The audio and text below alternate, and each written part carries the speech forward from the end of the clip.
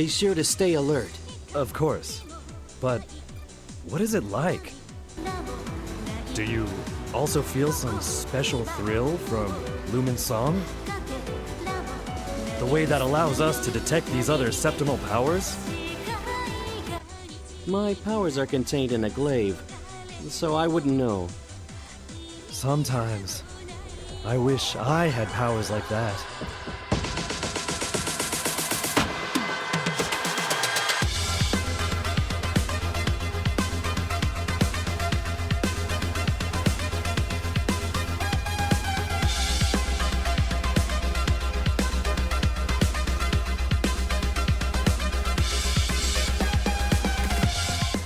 Hello, folks. Welcome to Draw Game, the podcast that demands to know what if video games could be on your TV. I'm your host, Alex Fraioli. Joining me, as always, Azure striker, fun dolt, Ray Barnholt. Hello, Alex. I can't wait for an electrifying episode today.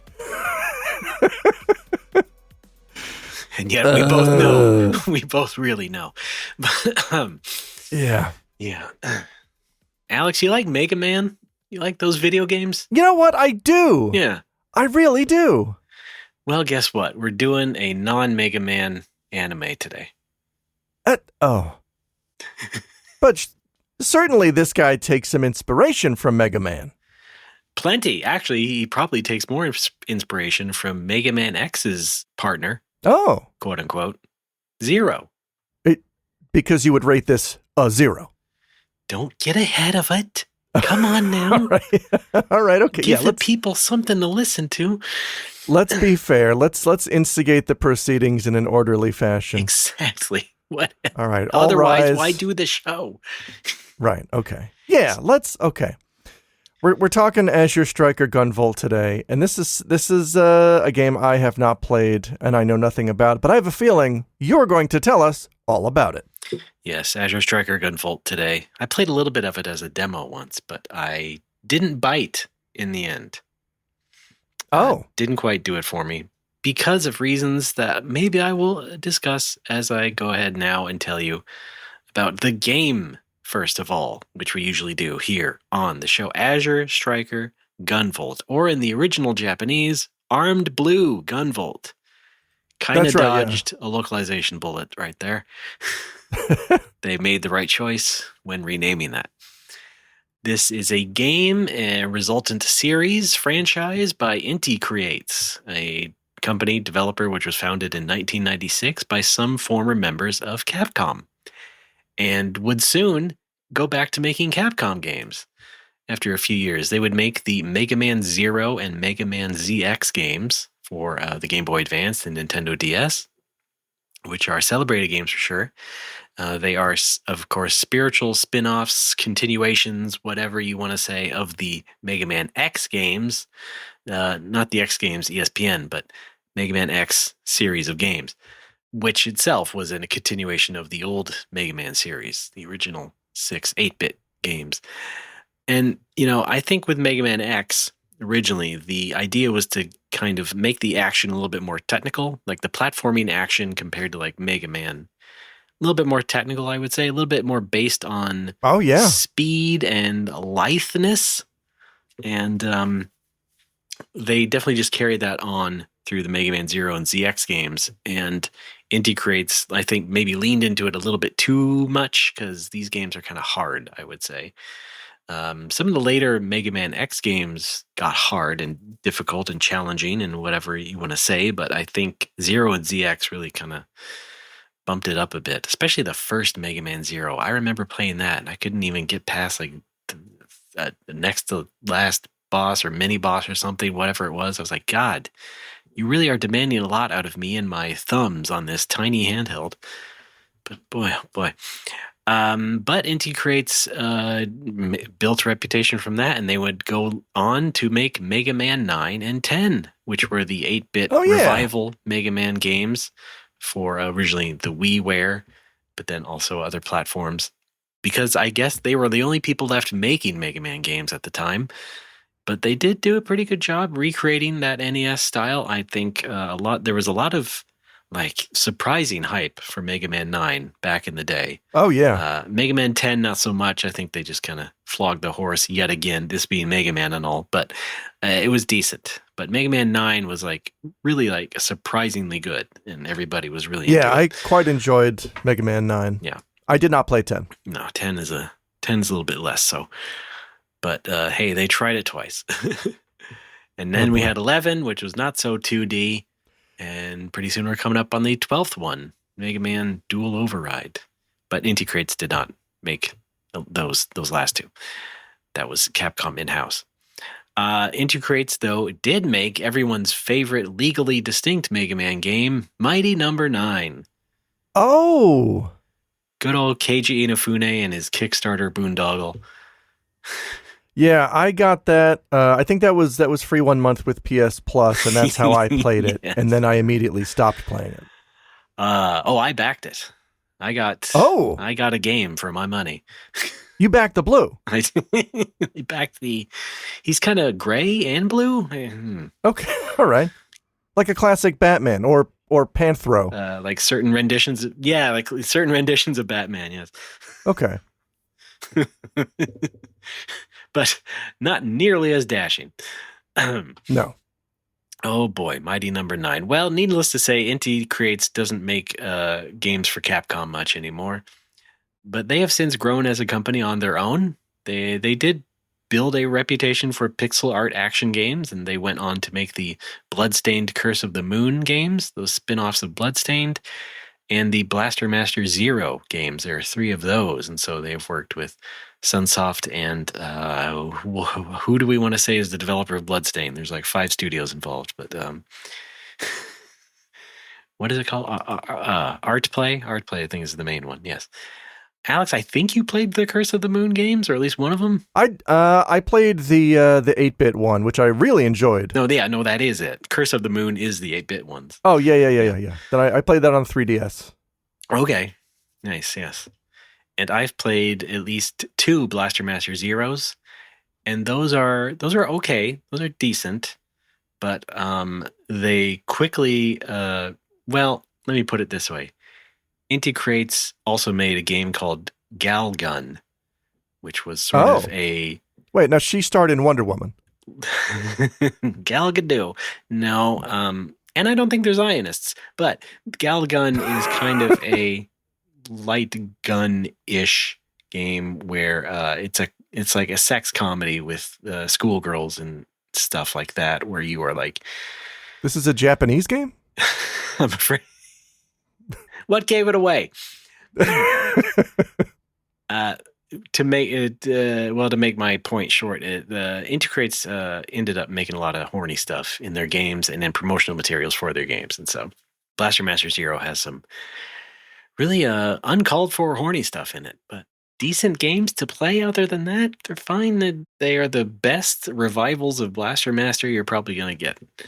And so they also made Azure Striker, Gunvolt. And Gunvolt is kind of the next evolutionary branch of the Mega Man Zero and ZX games that they made. I mean, it's kind of like the Mighty Number 9 to Mega Man Zero, but Inti Creates fully owns it, and they did a much better job than with Mighty Number 9. However, I believe this was still a concept and produced by Keiji Inafune. So he has some... I don't think he's involved anymore. He's kind of in hiding, but he did originally come up with the idea for Gunvolt, I suppose. And Gunvolt is not exactly like Mega Man X, but it is very similar with its far future setting. It has some running, it has some gunning, and a lot of jazz jumping, and of course trial and error, difficult gameplay. I think the key difference being that our hero, Gunvolt, he doesn't have some arm cannon or anything, or even a sword like Zero, but wields what is effectively like a super taser because he has lightning powers. And so this gun that he has can like tag enemies and zap them based on that, and of course he has other moves and techniques to make chain combos and cause the numbers to go up, and you get a high score and all that. And it can be all very satisfying. And so, yes, as far as story goes, like I said, it is set in the future, proper noun, where it is very dark all the time. I've never seen a daytime scene in these games yet. But yes, it's the future. It's very dark. Things are going on. There are these superhero-like people called adepts, and they may as well just be like the Gunvolt version of mutants from X-Men, because these adepts have what they call septimal powers. They're superpowers, and that kind of sounds like they have sepsis. That can't be good. But we don't want that. But nevertheless, yes, this special class of being who has superpowers. And so, again, our hero, Gunvolt, is an adept, and he has actually innate electricity powers and uses his gun, I guess, to string them along in some ways and make the game more fun. I mean, it doesn't make sense when I explain it, but it works in a video game. That's all you really need to know. And there's also a shady corporation called Sumeragi who is secretly operating on adepts. And you will hear that name a million times in this franchise. I've played the game a little bit. I've looked at long plays and stuff, and just Sumeragi, constantly. But then there's also, of course, Gunvolt himself, who is basically a merc who is working for an organization called Quill, which is against Sumeragi. Now, hang on a sec. Did you look up what Quill stands for? I did. I forgot. I didn't write it down. Do you have it for me?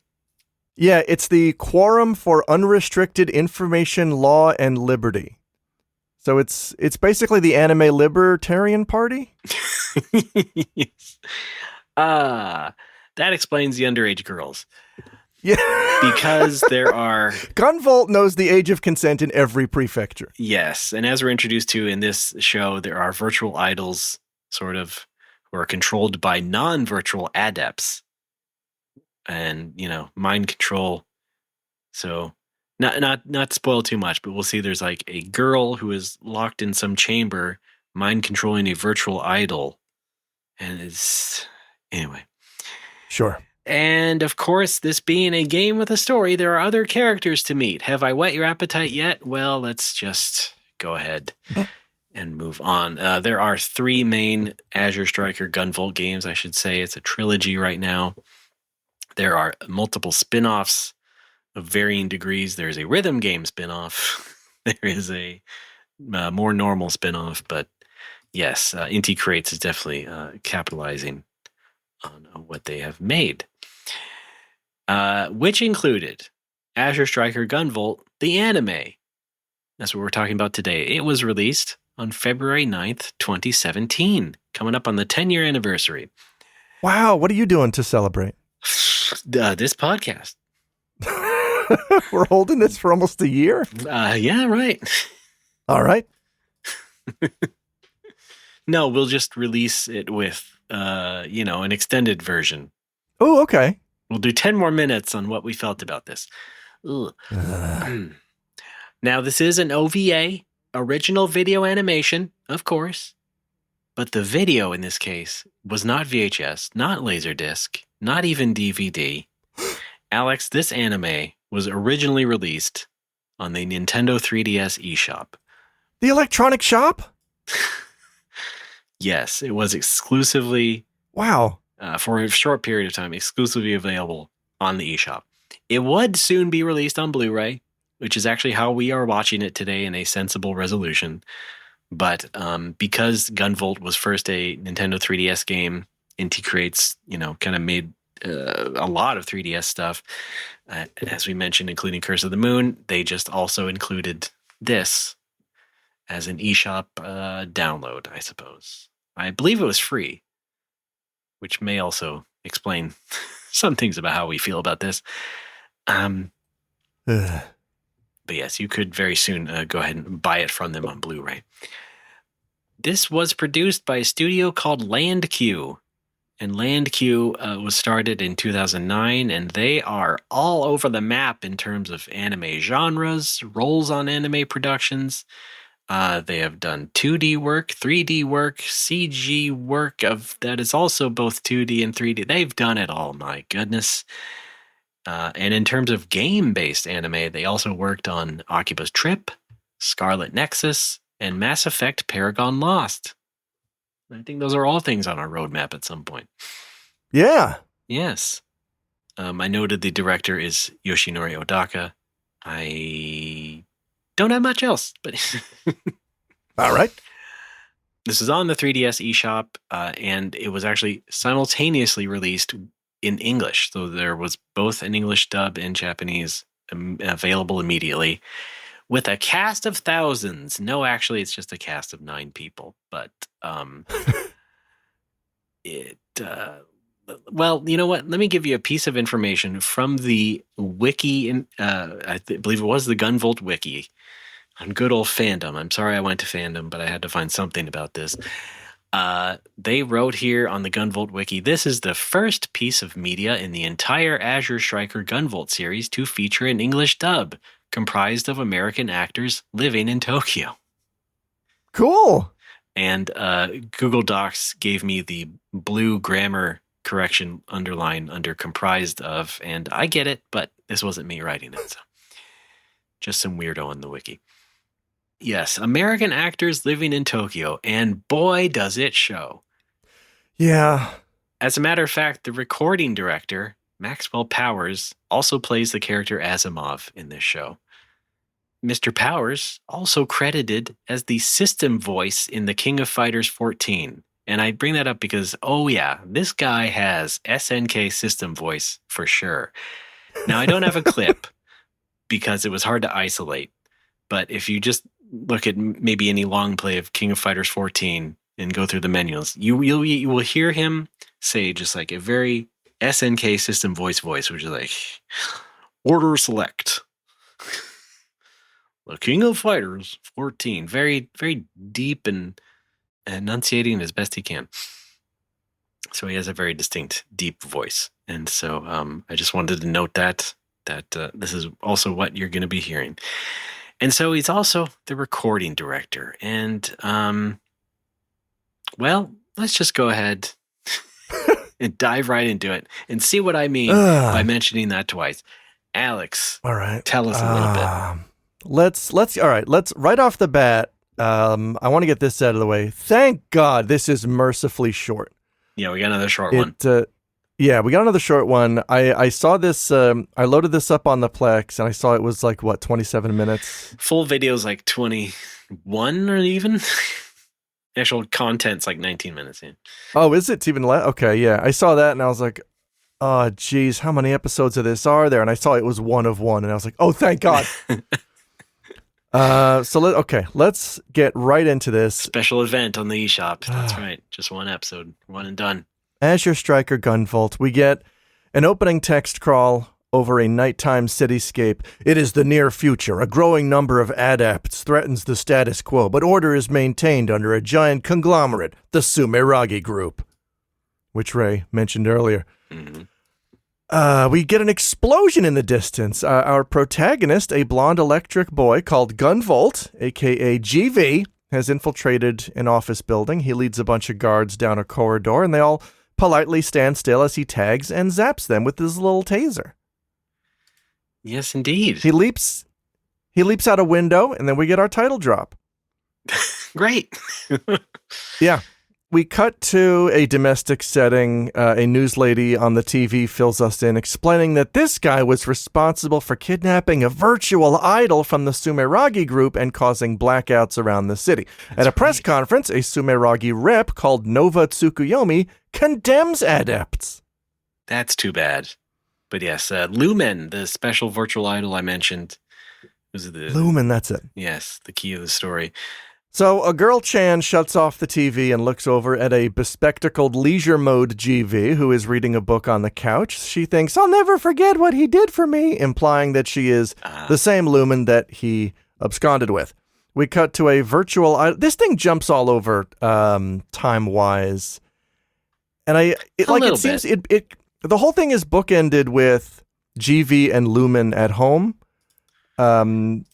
After the fact, like after she's been rescued, it opens with them chilling, and then she thinks back on the whole experience. But before that, it opens with him doing his hallway shit. And I think what happened was I think maybe the original script called for the bookend, which makes sense. You start with them at home, you see how they got there, and then you end with them at home again. And then I think somewhere in development, somebody decided, no, you got to open with an action scene. So they had to cram in an action scene in the very beginning.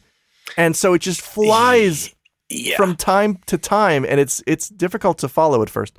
I think we even mentioned this with Eumeria, where it's like, this is just for fans. This is obviously just, you're just supposed to just enjoy your retelling of the first half of this game or whatever.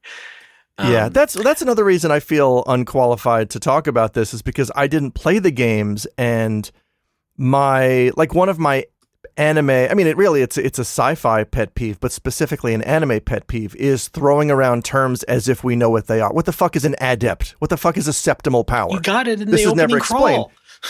It's no, we don't. We just say that there are. It says a growing number of adepts threatens the status. What the fuck is an adept? Where do they get their powers? It's never explained. It's assumed that you've played the game, and that's on me because I didn't play the game. Alex, it's not on you. It's okay. Are you sure? You don't have to beat yourself up over it. I do have to go back and correct you nerdily, I think, because Lumen is the idol, but she is controlled by another girl named Jewel, and I don't Jewel, mean not to be confused with Pieces of You. Yeah. No, I mean like the electrical term Jewel. Oh, yes, right.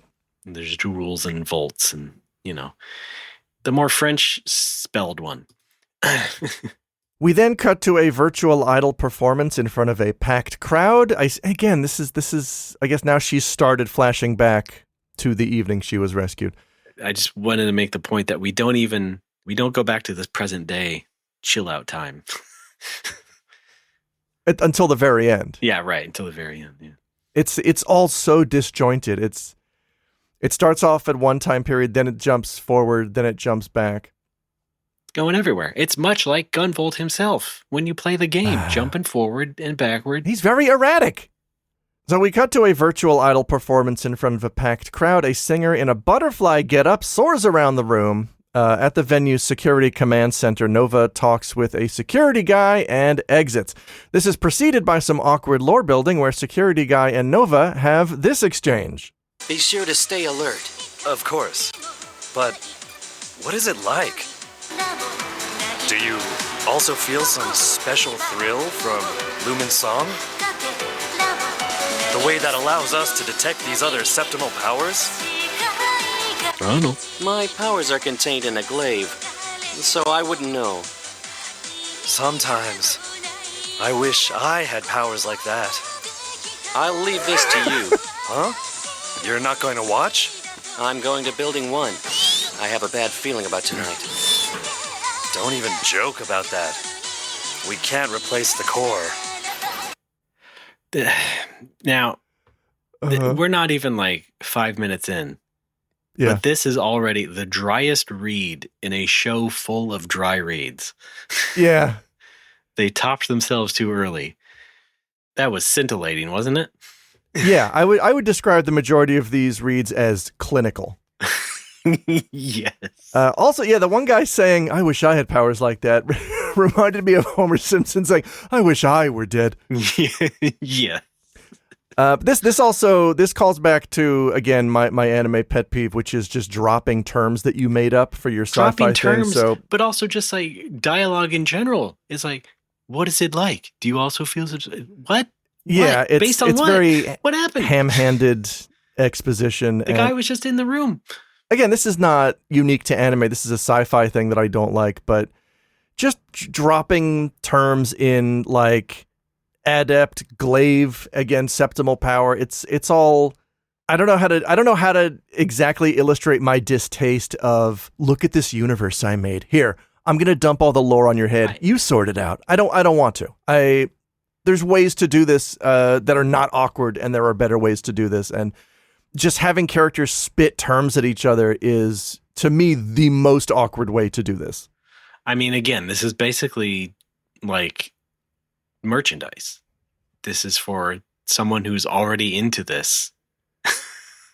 Yes, exactly. It is not intended to be for people like us coming in cold. Yeah, it's not meant to introduce anybody to Gunvolt. It's for the people who already know what the fucking adept is. You're supposed to sit there and go, that's Nova.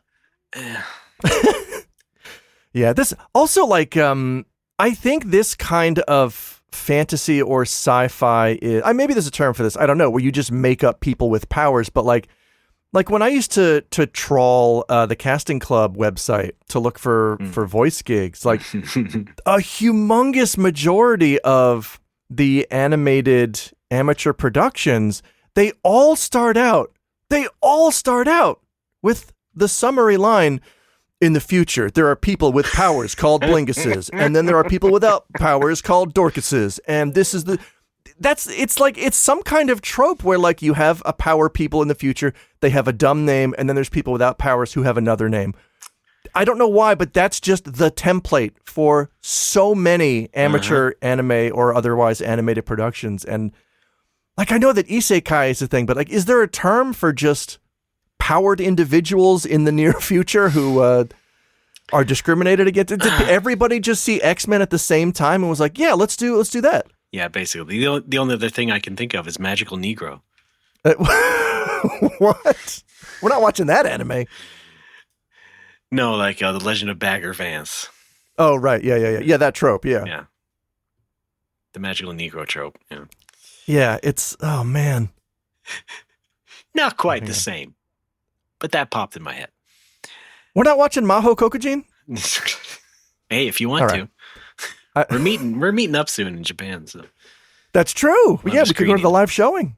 So they were watching Lumen perform. Yes. We then cut to a different command center, I think. The adepts who are trying to infiltrate the concert and quote unquote destroy the core. Yeah. Again, we're never told what the core is, what it does, what it's for, why it needs to be destroyed. GV on a rooftop acknowledges these orders and then vanishes in a flash of electricity. Cut then to two identically dressed characters. One is clearly intended to be gay creepy. The other looks 9 years old. Mm-hmm. I think that's Merrick. Merrick is the younger one. Right. Everybody in this, by the way, everyone in this looks 9 to 12 years old. It may as well be called Trouble in Kid City. Yes. The gay panic character starts caressing the boy, but the boy just says whatever and walks away. GV arrives at the target location, but doesn't see the core. He is then cornered by a bunch of guards, and we get a series of low-stakes deliveries. Looks like they guessed we were coming. Get out of there, now! Can you hear me? GV!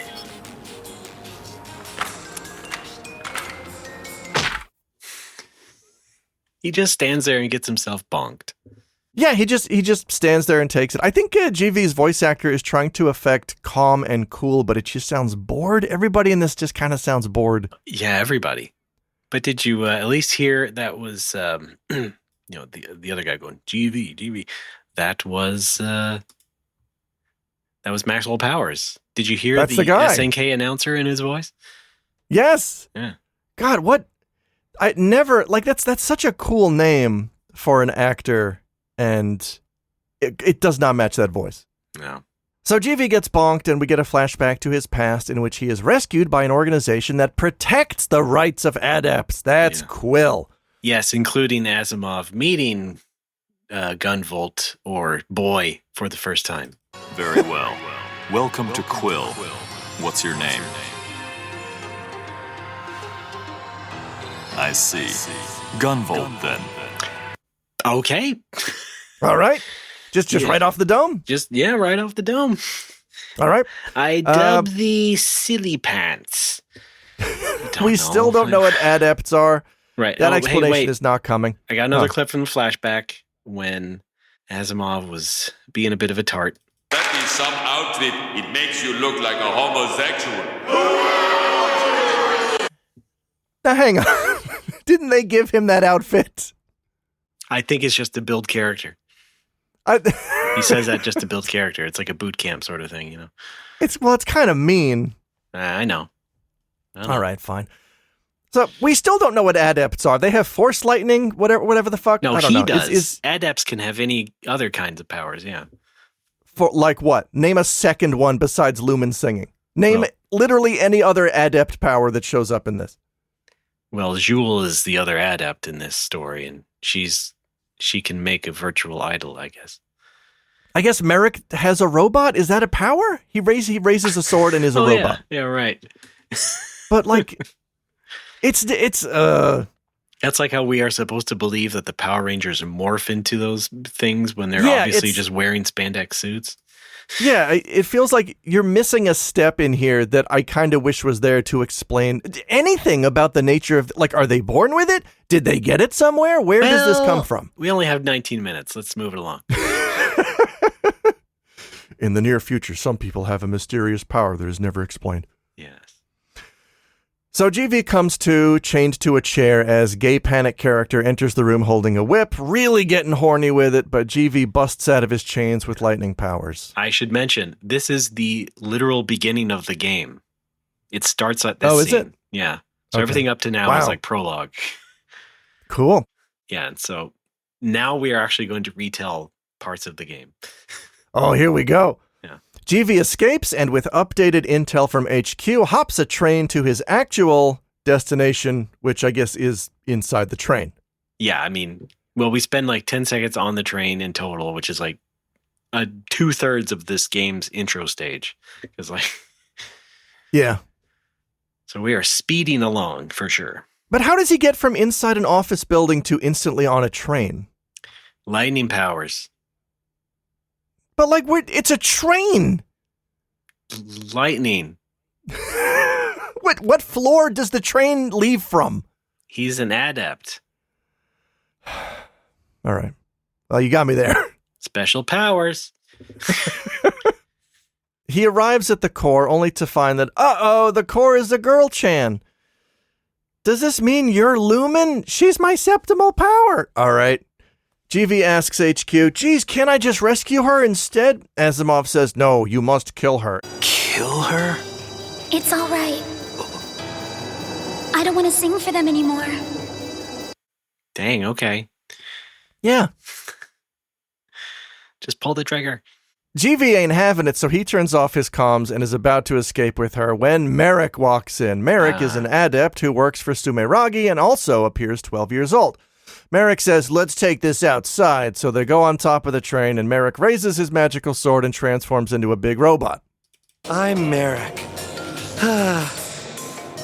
Let's take this outside.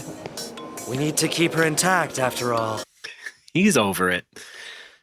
Yeah, I think that fits the character. I think this... Yes, sure. This might be the only actual character we've heard of. Yeah. Someone with any kind of personality. And that personality is bored because, I don't know, in a way it does match the rest of it does, the performances. Because the character does. But you can tell they're performing bored. Yeah. Instead of just being bored. Yeah. So they go up on the train. Merrick does his transformation. They trade blows over footage from Lumen's concert, but then GV wins by cutting Merrick in half with a big super attack called Lux Caliber. Here's the beginning of the duel. This is what Alex said watching the show. Well, let's get this over with. I'm keeping an online game friend waiting. My static was waiting for me. Yes. We're up to P4 on Fru. I got a deal out of here. I got a vanish deal out of... I gotta go. Great. By the way, Hi. So one thing is that I was watching this entire duel really brought something to the fore for me with this show, and I was wondering, like, was this dub mixed in like Windows Movie Maker? Because the voices just are like laid over the actions and sound effects of the mech arms and stuff firing and stuff that you would think should be at a similar audio level, but it just feels very just like laid over the track, and I was just I think what that is this is supposed to be battle dialogue, which is typically shouted. None of these performances are shouted. They are just calmly recited into a mic at close range. So there's no sense of urgency. There's no sense that a battle is happening. Like, when you do that kind of stuff, you're supposed to maybe move away from the mic a little bit, or, speak past the mic, put the mic off axis, and so you can really shriek and shout and get it all in there. And nobody does that. Everybody is just kind of speaking very calmly, directly on axis, and as if it's dialogue, which is not how you do battle stuff. I guess. But I was just talking about the actual like audio level. Like, it doesn't sound mixed in with the like sound effects. What do you mean? Like, the sound effects seem a little bit ducked. Like everything else in terms of the audio seems a bit ducked compared to when they are talking during this whole fight. It's just seemed more obvious during this fight, not necessarily that it was supposed to be battle dialogue, although I can, that's valid. I can see what you're saying there. But I just thought like, wow, it seemed really obvious there that it was just like basically dubbed in the same way. We just turn the volume down a bit and then talk over it instead of actually integrating it into the mix like a professional would. I don't know if that's common or not. I don't think I'm aware of that. I mean, regardless, this whole thing it's like everyone just talking at each other. Like this is part of the whole board thing too. It's just like everybody's just talking at each other. There's nobody is playing off of each other at all. Everybody, it sounds like nobody was in the same room together. Everybody is just kind of reciting words on a script into the mic that's in front of them. I mean, it was only like 9 people. What if they were in the room together and making it worse? Yeah. It's like, come on, people. No, wait. Oh, one more duel clip. May I? Sure. Merrick and Gunvolt. What are you fighting for? Huh? I only work because I need money to buy games. She has needs too. We've all been there. Just typical relationship, am I right? It's a give and take thing. Yeah. All right, so there's a fight. The fight happens. GV goes back in the train to rescue the girl who says her name is Jewel. Lumen, meanwhile, wigs out. Jewel says, please kill me. GV says, the room is a transmitter. I don't know what any of this means. The room is a transmitter. Yeah.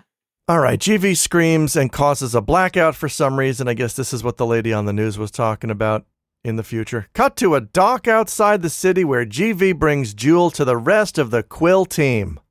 Asimov says to hand over the girl, but GV says, no way, Sumiragi's the real enemy. Oh, no. Asimov kicks GV off the team and says, watch your back, buddy. It's like, I see. So this is like Gunvolt quitting the Yakuza to become a civilian. Yes, yeah. Exactly. And, they said there's no way out, but apparently you can just quit. Yeah. Yeah. We then cut to a maid, and you have a clip of a guy. I don't know what this was at all. And then there's this asshole. Sumeragi and adepts alike. I'll be their judgment. Great. Really sounds like you're speaking English there. No notes. Outstanding. This, I believe, is, they made a spin-off game, like I mentioned, called Luminous Avenger IX, and I believe that was that guy. Okay.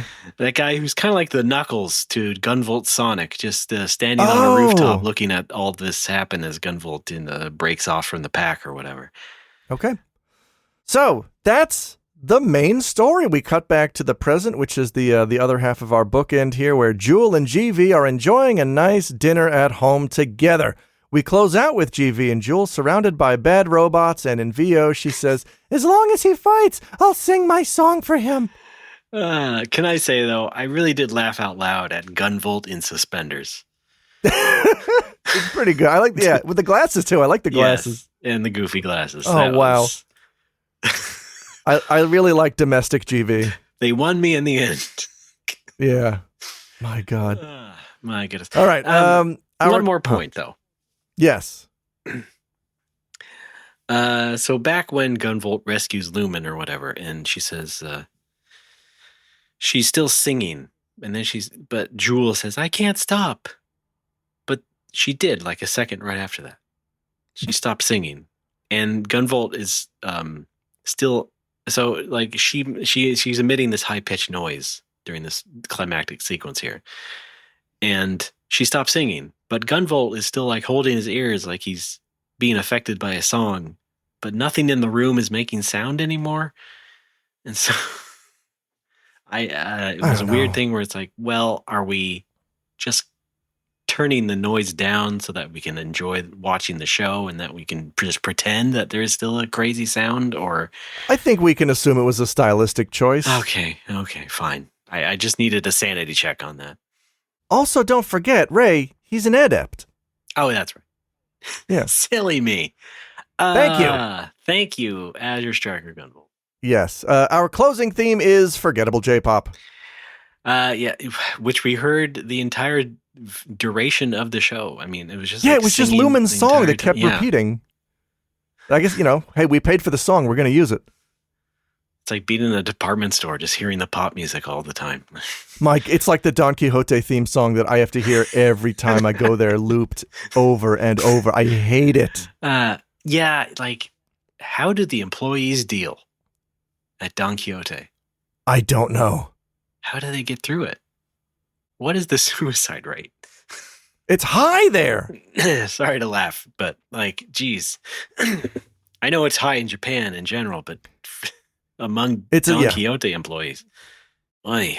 Anyway, Azure Striker Gunvolt. That's it. That's this. That is not it, because at the end of every anime here on Draw Game, we do like to ask, is it horny in the end? No, not in that way.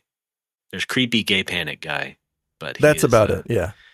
Quickly shunted off to the side.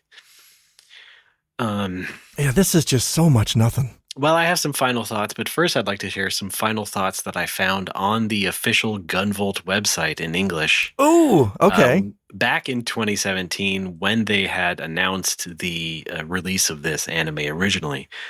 From the comments, a fan named Luke Woolhead writes, I want to ask something. So Lumen merges with Jewel to stop her from dying and most likely goes dormant or dies. Then Jewel and Metil merge, which some people say kills Jewel, but there is a secret cutscene where they say Jewel is a living glaive or something and was once part of Metil, and that's why she can't talk. I think the reason Metil now has amnesia after Gunvolt 2 could be because she lost her powers. It's kind of like Red versus Blue with the Alpha AI. It is split into multiple copies, but all of them are merged into one AI called Epsilon and have all their own memories. It may be the same here with Metil having Jewel's memories, but just can't remember at this point. And as the power of the Muse is in the amulet, that could mean we could see Lumen again, or Metil has Lumen buried with her mind somewhere, but is dormant due to the fact she has no septimal powers. Alex, your thoughts? I mean, says it all, doesn't it? It says it all. Really? What can I add, Luke Woolhead? Here is my actual final thought. This is maybe the most worthless thing we've seen yet on Draw Game. Yeah, I was thinking that, like, at least Panzer Dragoon had laughable acting and weird CG. It's so bad it's good, yeah. Yeah, this just feels like it came out of an anime mold marked hero show for Babby. And Eumeria has production and acting. Yes, it does. So I can't even hate on Eumeria that much. Yes. Also in regards to the, like, even the action's unsatisfying because this is, I referred to it as Boyanetta. He's never in any danger, and he defeats opponents instantly. It's boring garbage for nobody. Boyanetta, yeah. Yeah. Yeah. I would say with all the bad dialogue and all, and yeah, a lot of the lore-ish things, the only way I could characterize this is like an 8-year-old's idea of what an anime for a 15-year-old is like. Yes. Yeah. That's also my kind of why I read Luke's comment there, because that's kind of like the vibe I was getting from this whole thing. It's like, yeah, just an unbroken string of yeah. Everything about it just feels so half-assed and so, well, if you don't think about it, it's kind of cool in that way that kids think. Yeah, and like you already said, I mean, you really need to have played the game and cared to want to see this retold to you in anime form, because otherwise you get nothing. And there's not even a back of the box to read like Panzer Dragoon. Yeah. You get the opening crawl, but then again, none of the words are explained. The way that I had first described Panzer Dragoon while I was watching it, I kept thinking of it as a cereal box anime. Like, this is something you would pull out of a cereal box. Yes. And I now think that, no, that designation belongs to this. This is a cereal box anime. Everything about it is so half-hearted and ineffectual. It just feels like it was a freebie. Yeah, you get it free. That you pulled out of a box. In the middle, yeah. You blow on it and it makes one whistle tone. Yeah. It's your little bathtub submarine. Do kids get these references? What? Then you get to see what other goofs Bazooka Joe got into. Or the Cracker Jack boy or whatever. Oh, Joe. Yeah. Yes. Azure Striker Gunvolt. I was a little bit disappointed because the game itself is pretty slick, and like I said, it's not a bad game necessarily. Yeah, but, I don't want to make any judgments about the game because I haven't played it, and I typically like that genre, so I bet I would enjoy it. But oh boy, did not enjoy this. I'm just left asking why. Oh, but if I can go back to the question, is it horny? I mean, this is not, but a lot of the other stuff Inti Creates has done involving Gunvolt is like a lot of the like pre-order posters and things you could have got for like sequels and things featured art of like the female characters in bathing suits and showing their butts and things. And so there is supplemental horn. There very much is in the Inti Creates universe. Yes. Just to get that out of the way, just in case anyone was curious. Oh, boy. You know, we haven't, this is just a little preview, I guess. We haven't done our rankings. We're going to do a, for the Golder subscribers at patreon.com/NoMoreWhoppers, we're going to add these later on to our ultimate rankings. And I can tell you right now, this goes slightly above Eumeria for me, only because like Eumeria was so long and torturous to get through. If Eumeria was the same length, I may prefer it over this, because this is just, it's so much nothing. It's like eating a plate of water. Yeah, basically. It's like you took a plate out of the cabinet and you just put it over the faucet and you opened up the tap for about half a second and then you gingerly brought it to the table and you just slurped it up and then you went to wash the dish. Yes. Well, in terms of our ranking series, the Draw Game title bout, I guess this would be the opposite of a front runner, which I guess is a back runner. A back runner. Yeah. This is definitely in the unlead on the list. I think so. Well, let's just close this down for now because that was not a great note to go out on. However, let's take a moment now. Let's talk about what we want to do next time here on Draw Game. I want to get this done first before we do any plugs, because our next episode is going to be Street Fighter II, the animated movie. And this is going to be special for a couple of reasons, and I want to talk about it. First, it's kind of meant to mark the 1-year anniversary of Draw Game. Yeah. Even though it'll be a little bit past that, but nevertheless, it is our belated birthday party, and you're invited. We're going to the Bridgeville Chuck E. Cheese. Right. So we have the episode, but we're also going to have our run-up to that episode. And so you mentioned Patreon. We're going to have a special episode on Patreon before that episode comes out. It's something I have so far called the Draw Game pregame on Street Fighter II. And it's just going to be like a brief introduction, not necessarily to the anime, but like to the cultural madness that surrounded Street Fighter II right before the movie came out. So I want to do a little bit of, contextualizing as to how we got to a Street Fighter II movies. I will mention all the movies. In fact, I mean, SNK did this first. Let's not forget that. Capcom did not invent the fighting game anime, but the attention that Street Fighter II got was part of a special moment in the 1990s worldwide. I mean, SNK was very popular in Japan, but not so much elsewhere, really. And so Street Fighter II is kind of special. And I think it was just a turning point for video game anime, where suddenly, after this, anime got a jolt in marketing towards gamers. As we saw more dubs of things come out, that are more geared toward us. And again, like I've mentioned before, lots of ads for things in video game magazines, which is what I was basically only reading. But generally, it signaled a lot more fighting game-based anime to come down the pipe. And I'm not sure if I mentioned this on episode 1, but my original idea for this show was just to cover fighting game anime until you just said, let's do all of them. And you probably regret that. But yeah, 100%. And so that's why also our first episode was Art of Fighting, because I wanted to sort of have that as the representative thing of my idea, the remnant of my idea for that fighting game only show. But yeah.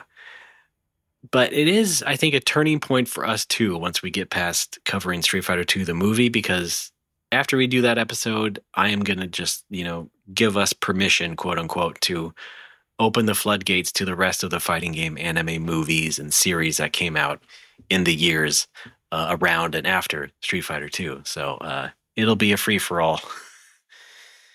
So yeah, like I said, we did some of the SNK stuff first of all, but those were like, just little steps up to Street Fighter 2, which was the bigger step. And then, yes. And as long as we're telling you what the next episode is, I think the one after Street Fighter 2 will be Fatal Fury, the motion picture, because we just got to keep those two together. Yeah. So get ready for that. It'll be our double feature, so to speak. All right. Did they ever do an anime based on Pocket Fighter?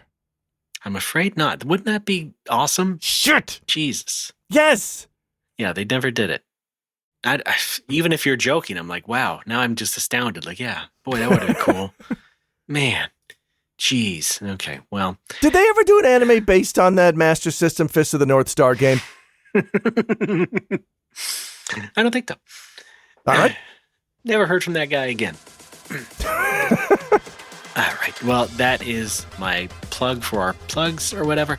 Yes, please look for that coming soon. But also, if you want more Street Fighter stuff, look for our intro show on Patreon coming soon as well. So, Alex, do you want to do the rest of our outro? Yes. Speaking of which, go to our website, drawgamepod.com. You can find a link there to our Patreon, which is at patreon.com/NoMoreWhoppers. There's tiers there. You can help contribute. You can enjoy our various content. We've got a bunch of different tiers. There's two $3 tiers, one for NoMoWo and one for this show. There's also a $5 combined tier where you get all the bonus stuff, which includes Draw Game Type S, our bonus show where we talk about subs. And it is Pride Month, so, well, I guess not when this comes out, so. Not that kind of sub. Oh, all right. We have a Discord. The link to that is on drawgamepod.com as well. You can find myself and Ray Self on the internet as individuals. I am at patui.org. That's also my Blue Sky. There I am. Ray, where are you? My website is rdbaaa.space. Also the username I use on Blue Sky, so that's like my main social media thingy if you want to find me on there. But otherwise, yeah, my webpage has all the links to all the cool things I do, including this show. I think I probably should go check, but nevertheless, that's my website. And I also make video games. No video game anime, but Bipedal Dog is my company. Indie Games, bipedal.dog is the website. Great. Thank you. Excellent. All right. Thank you, Ray, as always. Folks, join us next time for Street Fighter 2, the animated movie. In the meantime... What are you fighting for? What am I fighting for?